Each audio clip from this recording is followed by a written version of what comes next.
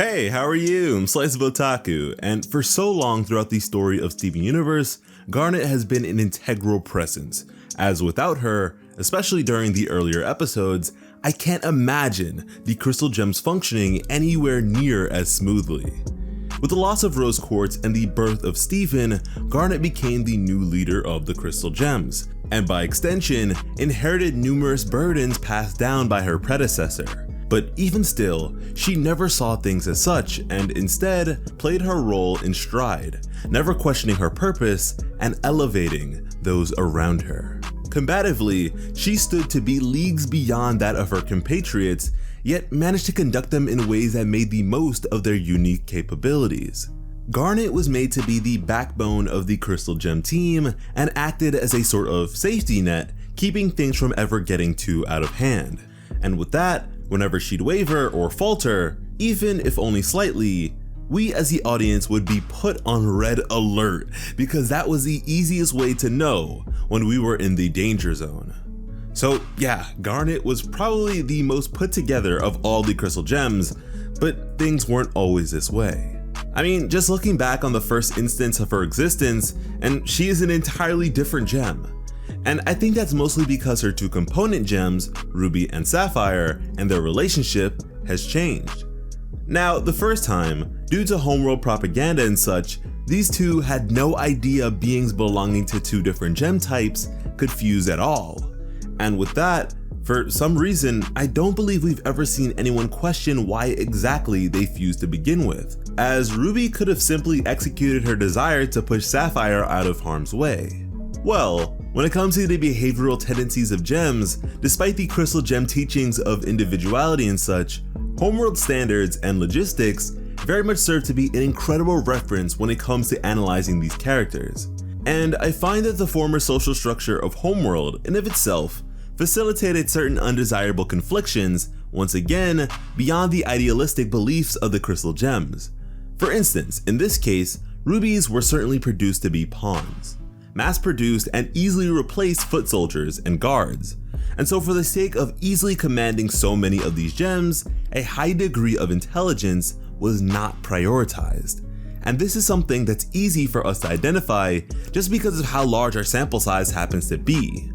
Some might argue that a gem like Navy defies this deduction. However, I'd more so equate Navy to like a stray cat that lures you in with its cuteness, you bring it home, then it finesses you and all your pets for all the food you have. More charisma than intelligence.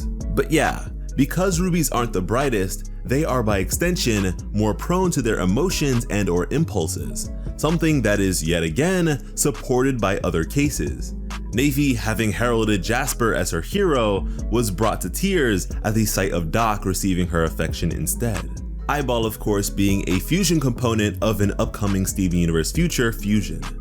Then there's Rhodonite, who is another fusion with a Ruby component. So suffice to say, Ruby's intense emotional rush in that instance was very much facilitated by her innate design. And it was this same anomaly that led to the deviance of Sapphire from her intended purpose, as well as Homeworld and its various exploits had always been rather orderly and well coordinated. But with the oddity that was the rebellion to begin with, and Ruby acting beyond the norm as well, her future vision shifted radically, and the intrigue of such a thing was certainly intoxicating. But of course, at the time, to the eyes of Homeworld, mixed gem fusion was a crime worthy of the death penalty. So for Ruby and Sapphire, especially Ruby, it was either flee or die, of which they took the former. Now, what's interesting about this case is just how different it happens to be from most other Crystal Gems. Here, these two, once again more so Ruby, were essentially outcasted by the society they owed their existences to.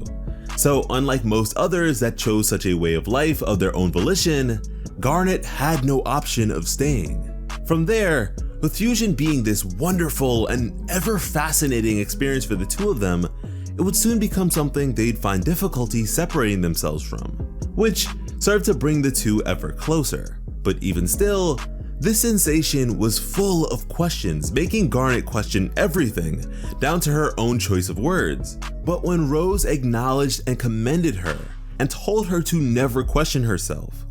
She stopped entirely.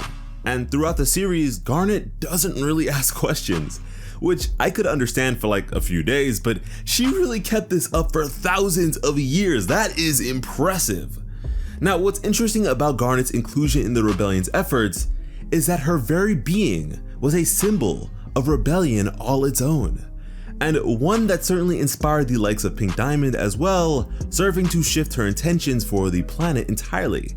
And it would seem as though this spotlight would place her in a position of leadership, as well as her difference was inspirational and her foresight was indispensable. The likelihood of any other Sapphire Gems fighting on the side of the rebellion is actually quite low, considering the rebellion wasn't nearly as fascinating to Homeworld elites as it was to the laborer classes. But yeah, fast forward to the time surrounding Steven's birth, and Garnet is left with a nearly insurmountable task. With Rose giving up her form to create Steven, she placed the leadership of the Crystal Gems in Garnet's hands. So she effectively made a huge mess of things and left Garnet in charge of cleaning things up.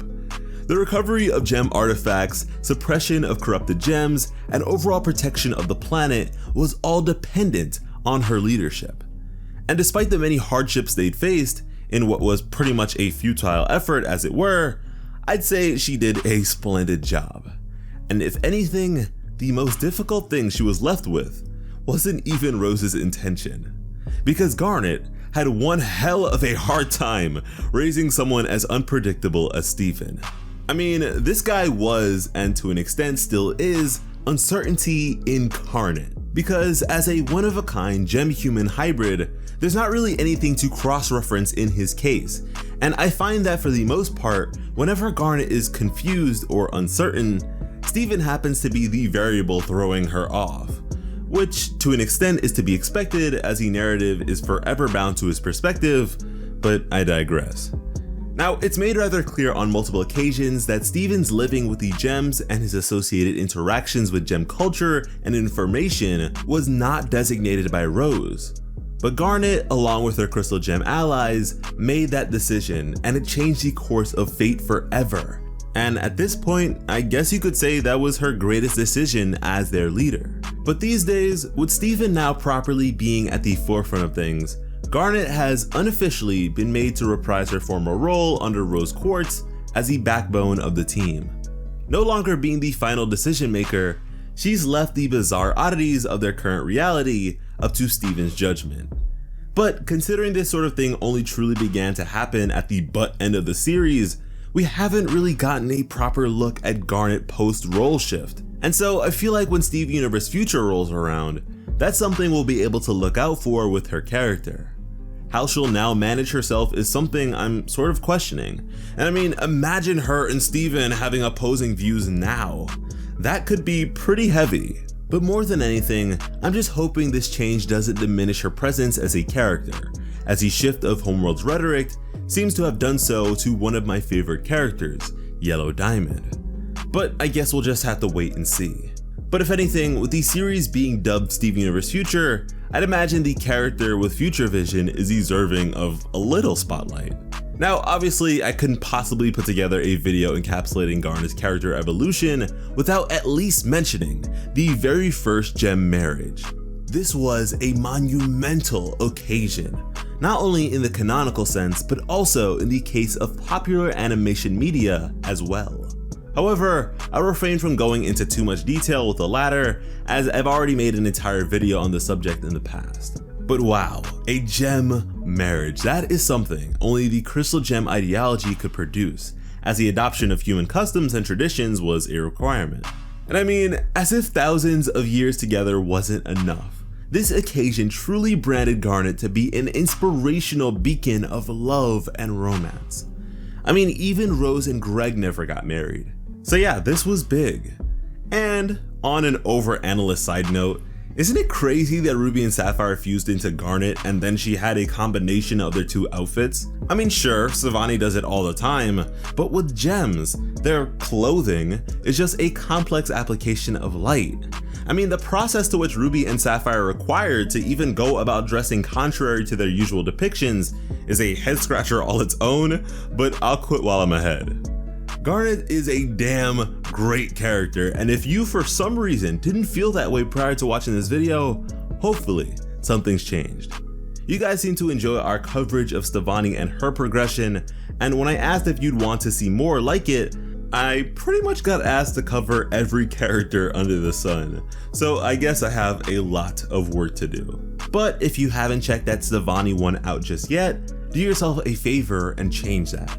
Next time, going in order of the old theme song, we'll be talking about everyone's favorite little runt, Amethyst, so look out for it.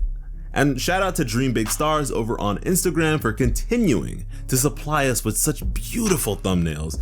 And if you like what you see, let us know and let it show by being the ever positive lore whores I know you to be. Thank you all so much for watching and have an awesome day. I love you.